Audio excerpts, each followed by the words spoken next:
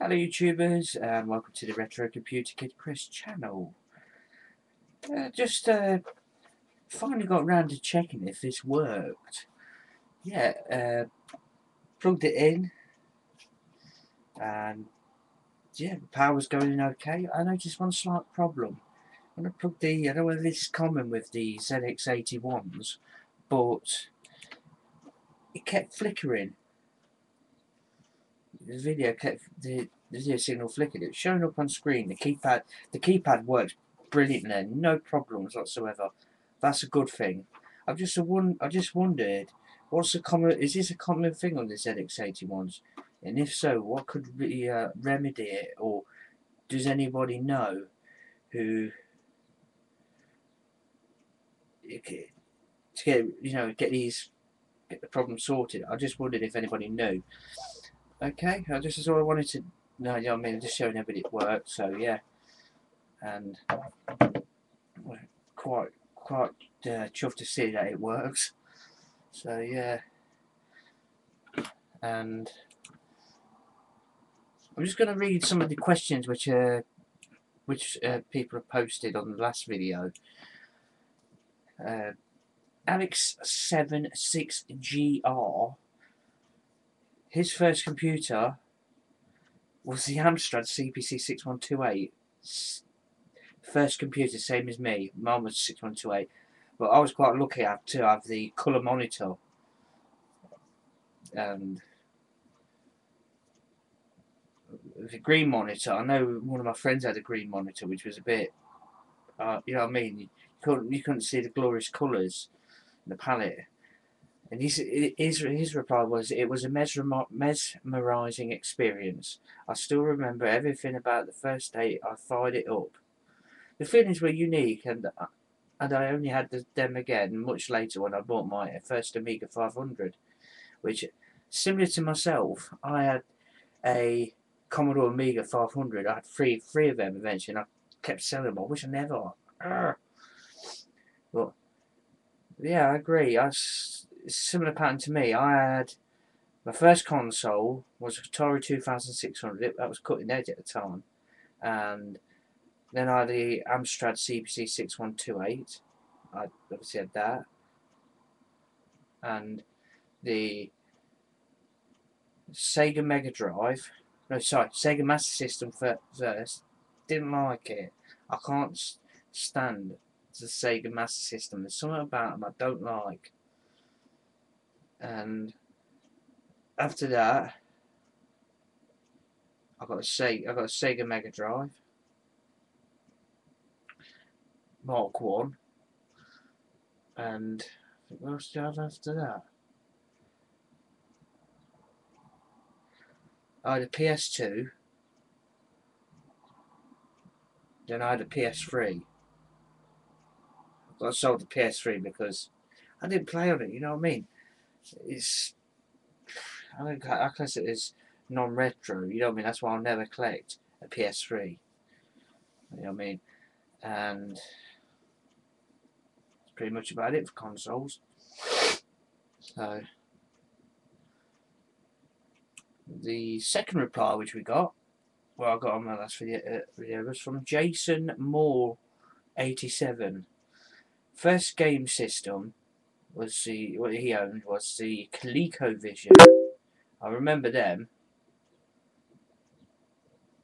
I remember the ColecoVisions. The ColecoVisions. I used to have a what's it called? I used to have a game shop.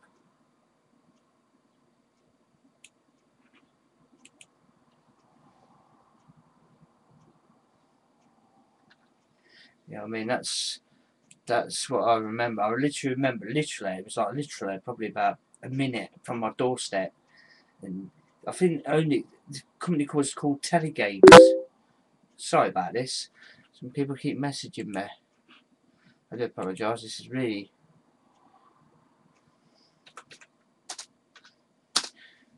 really irritating now. I'm going to take that off. I'm sorry about this, guys. So unprofessional.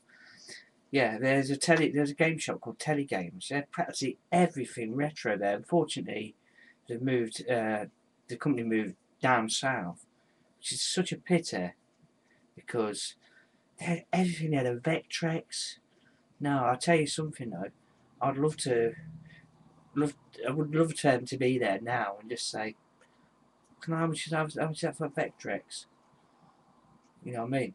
Because I knew the owner, and he wasn't daft. He knew that there was a value. Like he'd buy things in bulk, like old console, like ColecoVisions and Atari 2600s. Yeah, everything. 3DOs, PC engines. You know what I mean? Anyway, we're veering off subject here. First home computer, which was the uh, Jason Moore 87s, was the Commodore VIC 20. Later, he had a Commodore 64C. All these systems helped him to get started with his hobby of programming his own video games. Which, to be honest with you, that's what people are doing. You know what I mean? You know what I mean? People do. Hence, that's why I said in my last video, people are there's developers. People are still developing the software now.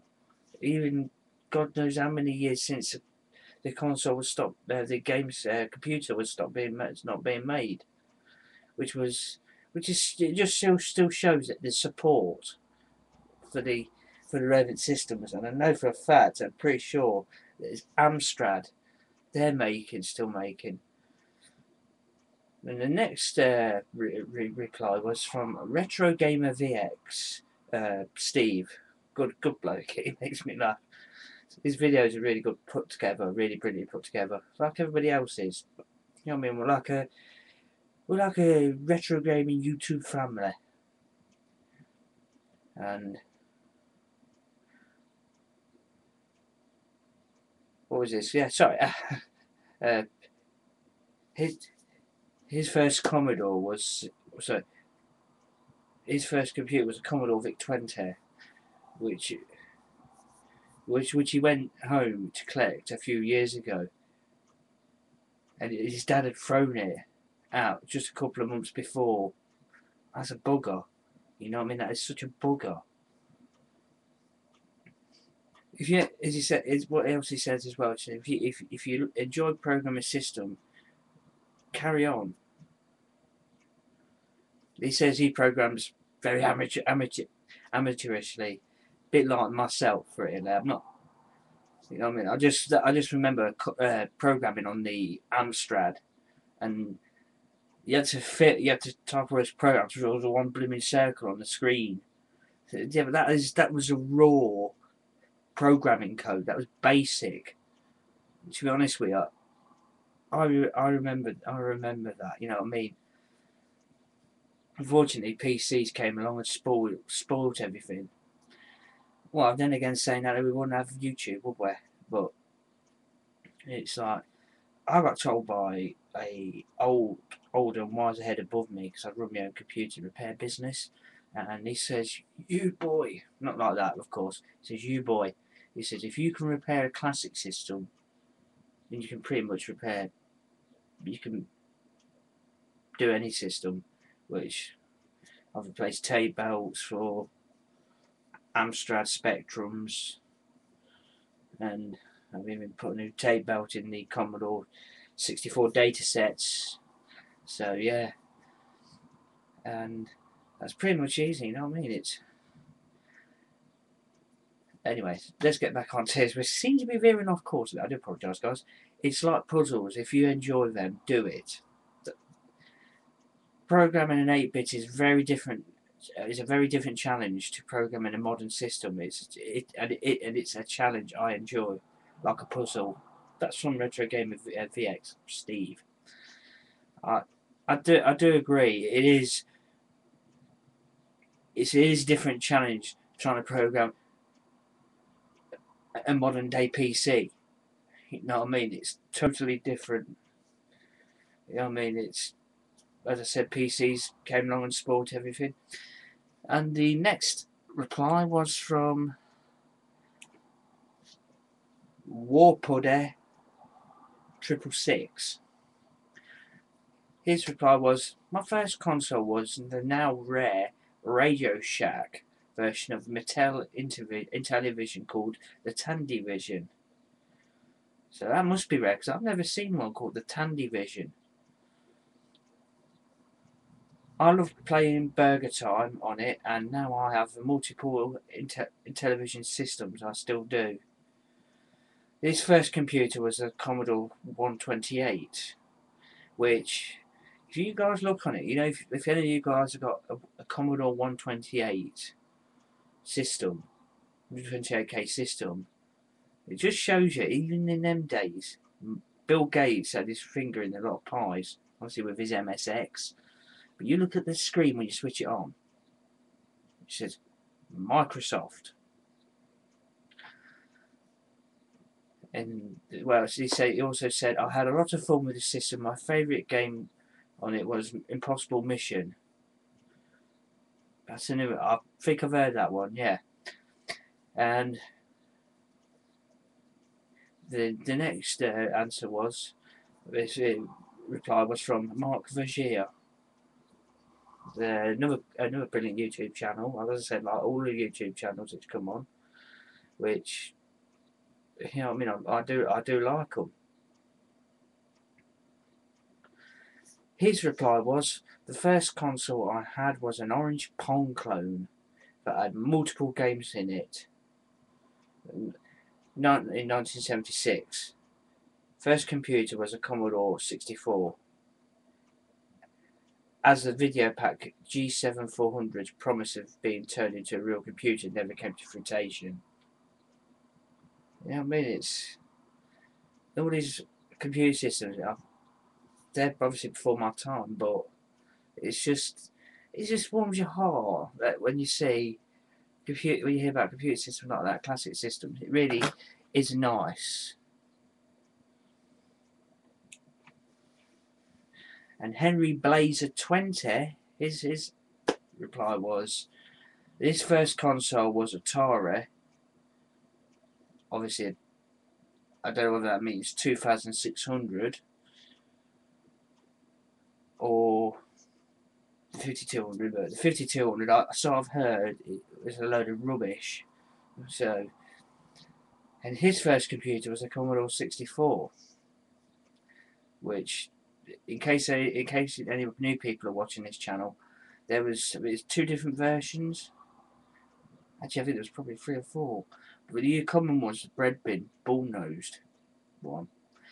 I know some of them had different coloured function keys at the side, because that denoted, I'm obviously probably, the 64C, which was a more modern, up-to-date one. So you can still use your peripherals on there, which, that's pretty much about it, guys, for a question and answer. And that's pretty much about it. I'll be doing today, I'm going to be doing some, we'll start doing some documentary vids. Which are going to be like continuing various systems. Even though I probably don't know them, but I want to do it because that's what I want to do. So that's about it, guys. Take care and see you soon.